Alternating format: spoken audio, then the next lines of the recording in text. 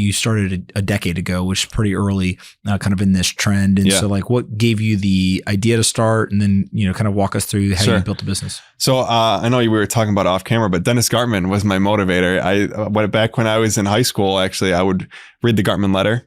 And I loved it. I thought he had a great approach. It was all macro based, and he would go on TV, talk about his predictions, and focus on the same assets every week. And everyone would basically stop and listen to what he said. And I thought that sounds like a dream job, like invest and talk about what I'm investing in. And that's when I started the Kobasi letter. And then over time, it's kind of evolved. I think the thing that Gartman, he was very fundamental based. I kind of started embracing technology and investing more, which allowed me to differentiate myself a little bit.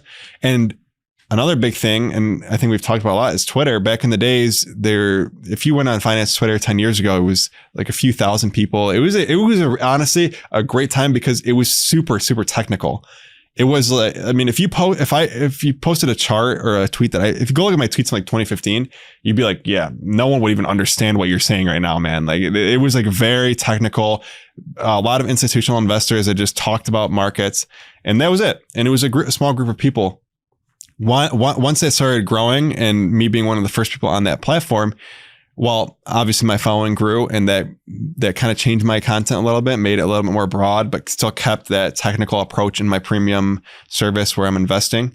And now I kind of have the best of both worlds, where we trade with anyone who's really serious about trading. We publish our trades, we publish our research, and they follow that. But then on our public feed, we also keep it more broad. We talk about macro stuff. We talk about the data. We talk about all the things we've been talking about. And I think both sides of the spectrum are really enjoying the stuff that we publish. I think you guys do a fantastic job. And Thank you. Part of what I think has been a contributor to your success is not only do you publish the data points, but you explain it. Right. And I think there's a lot of folks who they can look at a data point and it's kind of like almost a siloed thing. They're like, hey, this happened. Great.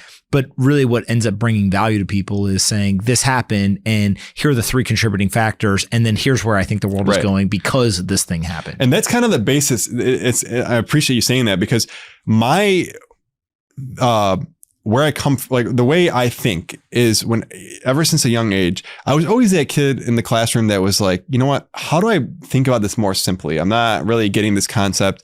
Explain it to me more simply, or let me think about it more simply.